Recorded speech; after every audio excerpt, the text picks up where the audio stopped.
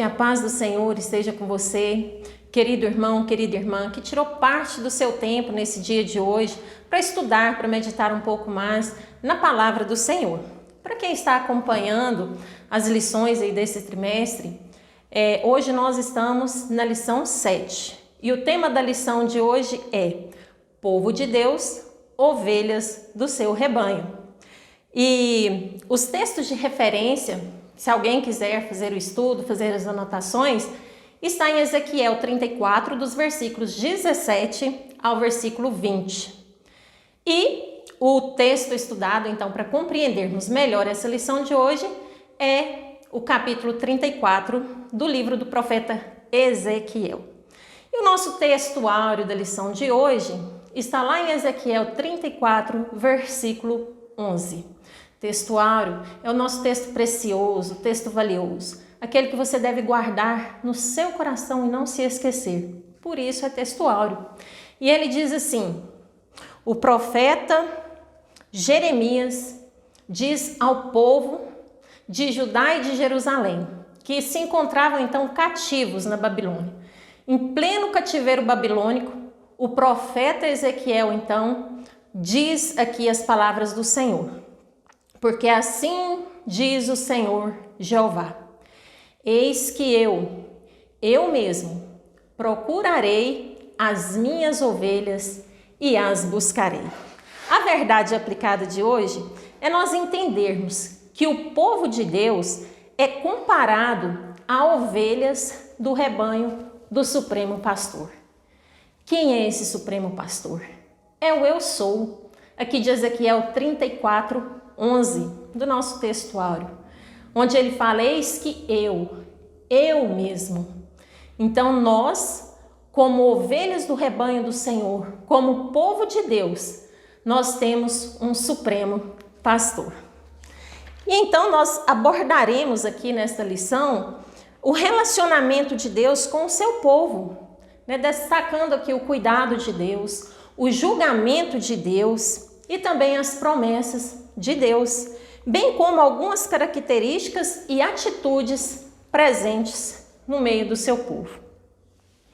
Interessante nós observarmos, irmãos, que como ovelhas do rebanho do Senhor, nós temos um pastor, e esse pastor conhece bem cada um de nós. O tópico 1 da lição fala que o povo de Deus como rebanho de ovelhas. Para entendermos aqui a nossa lição, no início aqui nesse tópico 1, nós percebemos que no decorrer de toda a Bíblia são citadas várias metáforas comparando o povo de Deus como ovelhas. Um bem conhecido de todos, que o comentarista até cita na revista, é o Salmo 23, onde o salmista Davi, até então pastor de ovelhas, conhecedor bem de como é uma rotina de um pastoreio, ele se coloca no lugar de ovelha, onde ele diz: porque o Senhor é o meu pastor e nada me faltará. Davi sabia que o seu pastor, o supremo pastor, o Eu Sou, que pastoreava a sua vida. Temos também aqui, outra metáfora no nosso textuário que nós acabamos de citar, de Ezequiel 34, 11, onde Deus fala que Ele mesmo procuraria as suas ovelhas e as levaria para o seu rebanho. E também tem na passagem de João 10, onde Jesus ali, como o bom pastor, fala que o bom pastor, então, dá vida por suas ovelhas.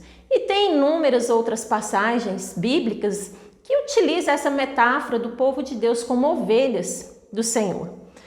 E algumas características que nós vamos citar aqui ainda nesse tópico 1, para entendermos aqui, ao discorrer dessa lição, algumas características relacionadas às ovelhas.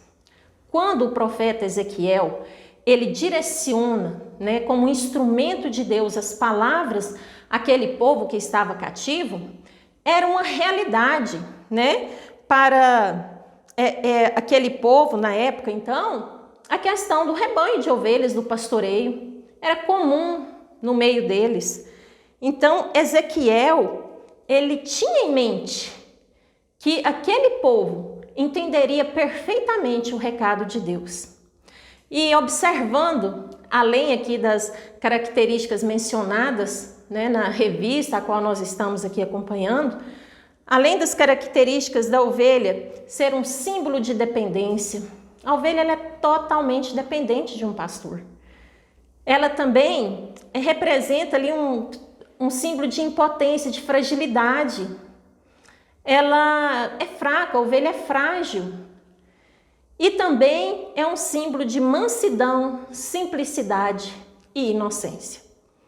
Então, aquele povo que estava em pleno cativeiro, quando ouviu essas palavras de Ezequiel, eles se alegraram. Porque o que levou o povo a estar cativo ali na Babilônia, numa terra estranha, foi justamente o fato deles terem se afastado de Deus, terem enfraquecido na fé, cometido vários pecados. Então Deus permitiu que houvesse esse cativeiro.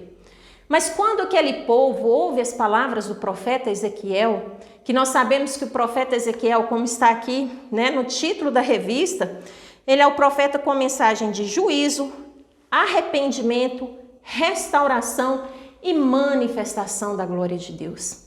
Aquele povo, então, ele se sentiu abraçado, ele se sentiu apto, então, a receber novamente as palavras de Deus.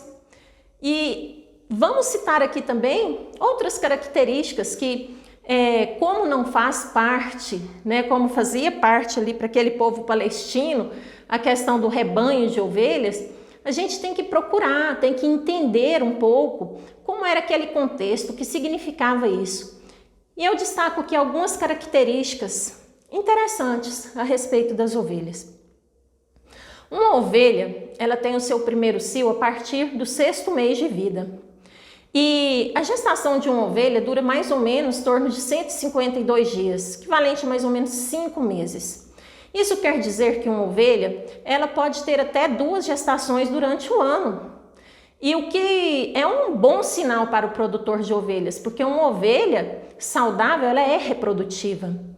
E é comum uma ovelha gerar 2 filhotes a cada cria. É incomum ela gerar apenas um filhote, mas é comum ela gerar 2 filhotes, podendo gerar até 4 filhotes por cria.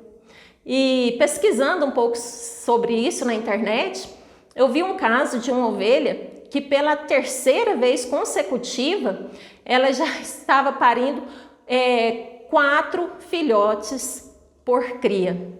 Isso quer dizer que durante um ano, ela teve ali a reprodução de 8 filhotes.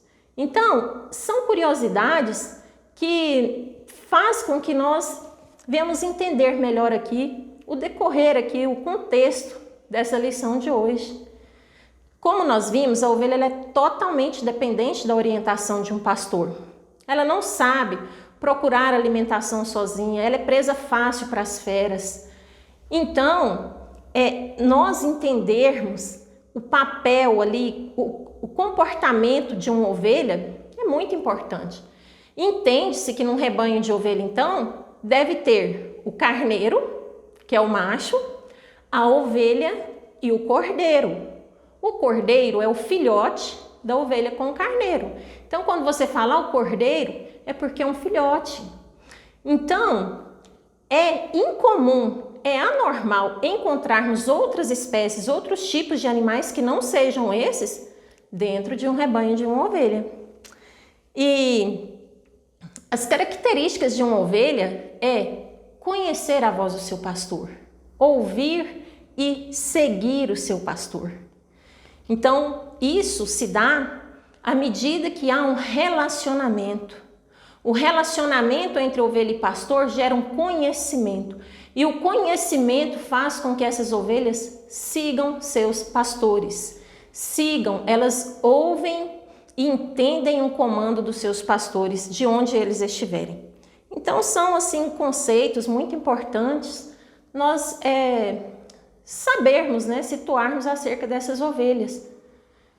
Quando uma ovelha, então, ela se encontra, já entrando aqui no tópico 2 da lição, ela se encontra debilitada, é papel do pastor observar e entender o que está acontecendo de errado com essa ovelha.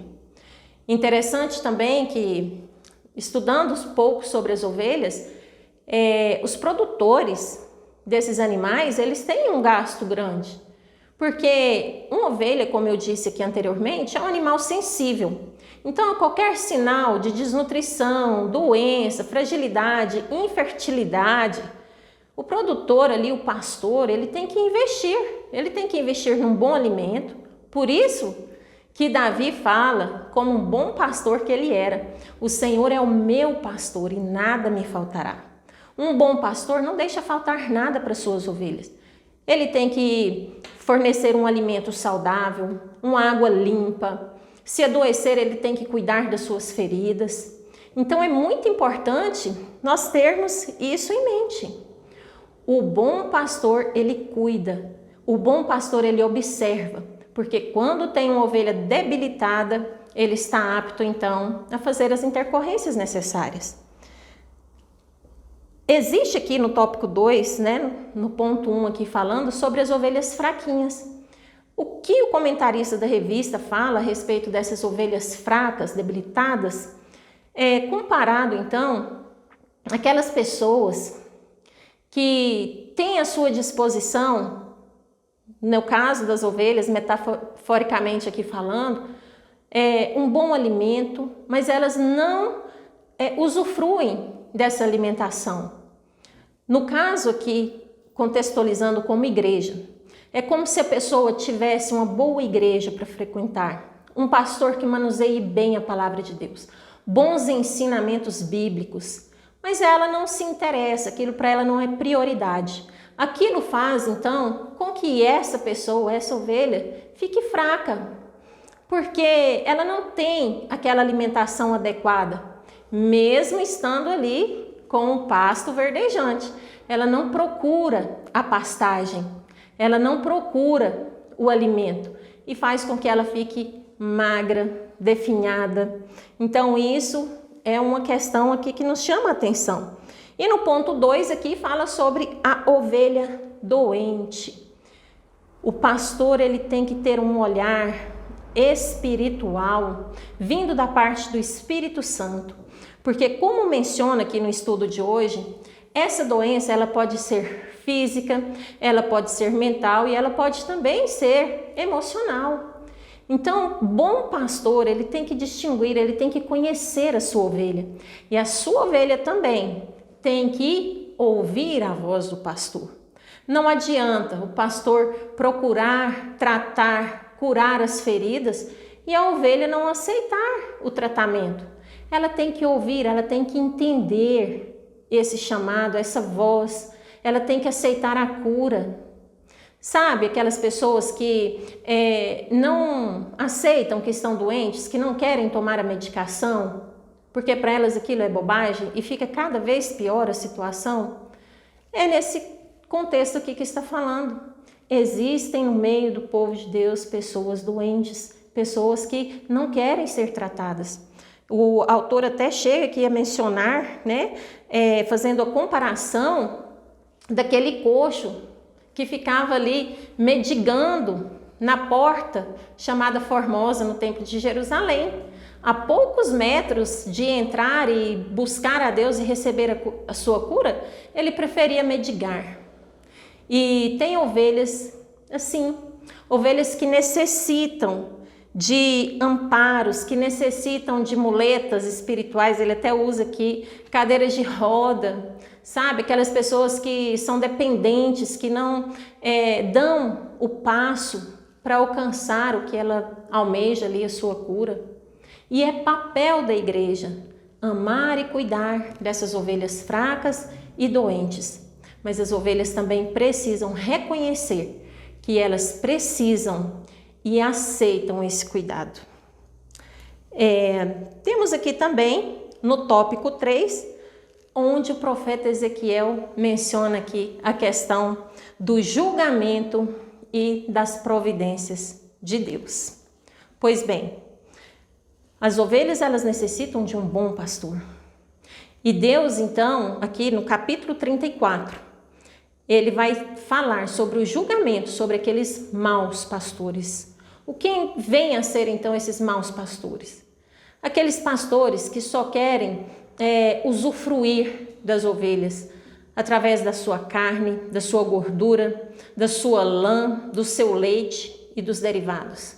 Ele não está preocupado em cuidar das ovelhas, em dar um bom alimento. Ele está preocupado consigo mesmo. E a palavra de Deus é bem clara quando Deus fala que Ele mesmo julgará esses pastores. Da mesma forma que fala que Ele mesmo procurará as suas ovelhas, Ele diz que Ele mesmo julgará esses maus pastores, que não manuseiam com verdade, com sinceridade a palavra de Deus, usando para o seu próprio interesse. Mas Ele também julgará dentro ali do rebanho das ovelhas, entre ovelhas e ovelhas. Ele julgará entre ovelhas gordas e ovelhas magras. Meu Deus, como isso aqui é profundo.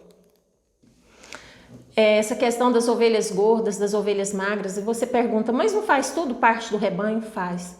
Mas dentro do rebanho das ovelhas, existem aquelas ovelhas gordas, que em busca da melhor pastagem, do melhor alimento, diz na palavra de Deus aqui em Ezequiel 34, elas pisoteiam o restante, deixando que as outras ovelhas pastem gramas pisoteadas e amassadas. Isso diz respeito àquelas pessoas que só preocupam consigo mesmos, que têm atitudes egoístas, que não se importam com seus irmãos. Em busca de água limpa, elas enlameiam o resto. Ela não se importa com os que estão atrás e que vão beber da água. Elas procuram o melhor para si. E com isso elas só vão engordando cada vez mais e mais. E mal sabe essas ovelhas que o julgamento do juiz, do bom pastor, será tanto para as ovelhas gordas, que são essas que visam seus próprios prazeres, sem se importar com os demais, quanto aquelas ovelhas magras, que estão ali tendo à disposição toda a alimentação e não querem usufruir da pastagem que o pastor lhe oferece. E também fala na palavra de Deus que Deus julgará entre ovelhas e bodes, gado gordo, gado magro, gado miúdo, bodes. O que isso quer dizer? Como eu falei anteriormente, um rebanho de ovelha é lugar para ovelhas.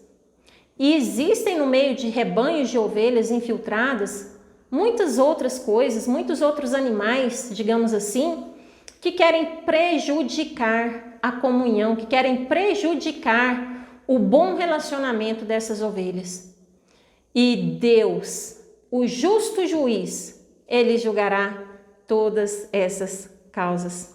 Amém? Interessante que quando eu falei que o cordeiro, né, ele é o filhotinho da ovelha com o carneiro, e me recordo aqui, né, me lembrando dessa passagem que está lá em João 1:29, quando João Batista vê Jesus indo em sua direção, e ele então declara: eis o Cordeiro de Deus que tira o pecado do mundo. Jesus é comparado como o Cordeiro de Deus. Jesus, ele é o Filho de Deus, o Cordeiro de Deus que tira o pecado do mundo. Isso é lindo, porque se nós somos ovelhas do rebanho do Supremo Pastor, se nós somos povo de Deus, o próprio Deus se fez carne e viveu nessa terra como Cordeiro de Deus, como ovelha do rebanho do Senhor, que morreu por suas ovelhas, como está lá em João 10. Ele morreu por suas ovelhas, mas ele ressuscitou como o Supremo Pastor. Lá em Isaías 53:7 também menciona Jesus como cordeiro que foi levado ao matadouro e como ovelha muda que não abriu a sua boca. E eu gostaria aqui então de encerrar esse período, encerrar essa lição aqui. Na passagem aqui de João 21, dos versículos 15 ao versículo 17, onde Jesus quando ele então se torna ali, né, após a sua ressurreição, ele morreu como ovelha, como bom pastor, dando a vida por suas ovelhas, mas ele ressuscita como supremo pastor. E ele chega até Pedro, após Pedro ter negado Jesus por 3 vezes. Então Pedro, para fazer Pedro voltar à comunhão genuína com ele, pergunta pela primeira vez a Pedro: Pedro, tu me amas? E Pedro então diz: sim, Senhor, claro que eu te amo. E Jesus fala o que para Pedro? Se você me ama, Pedro, apacenta meus cordeirinhos. Você me ama, Pedro? Pedro diz: sim, Senhor, eu te amo. Então, Pedro, apacenta minhas ovelhas. E pela 3ª vez Jesus pergunta: Pedro, tu me amas? E Pedro diz: Senhor, tu sabes tudo, é claro que eu te amo. Então Jesus diz: Pedro, apacenta as minhas ovelhas. O que eu quero dizer com isso então, amados? Que muitos de nós temos facilidade para falar que amamos a Cristo, mas a nossa maior prova de amor por Cristo é quando nós nos colocamos à disposição e apacentamos suas ovelhas. Ovelhas gerando ovelhas. Lembra do exemplo que dei lá no início, daquela ovelha reprodutora, fértil, aquela ovelha que dá lucro para o seu produtor, para o seu pastor? Pois é, para que nós sejamos ovelhas férteis, ovelhas geradoras de ovelhas. Dessa forma, nós provamos a Deus que nós o amamos, porque uma ovelha estéril, ela também é tirada do rebanho, porque uma ovelha estéril, ovelha que não gera ovelha, segundo os estudos que estava fazendo, ela só serve para dar prejuízos, para dar gastos. Ela come do pasto verdejante, bebe da água limpa, mas ela não gera ovelha, ela fica ocupando o lugar de outra ovelha, que poderia então dar ali ao pastor, ao produtor, o que ele espera de uma ovelha. Então que nós venhamos, amados, refletir nessa lição e que venhamos dar a Deus o que ele espera de nós. Que a nossa maior prova de amor a Deus seja nos comprometermos, assim como Pedro, a sermos geradoras de ovelha. Amém? Que Deus abençoe a sua vida, que Deus abençoe a sua semana. Medite nessa palavra. Se você está chegando aqui hoje, agora, e acompanhou essa palavra e não acompanhou as demais, as aulas anteriores, oriento você aí no canal da igreja, no YouTube, a acompanhar as demais aulas que estão uma bênção e serão bênção para a sua vida. Que Deus, em Cristo Jesus, o Supremo Pastor, te abençoe. Amém.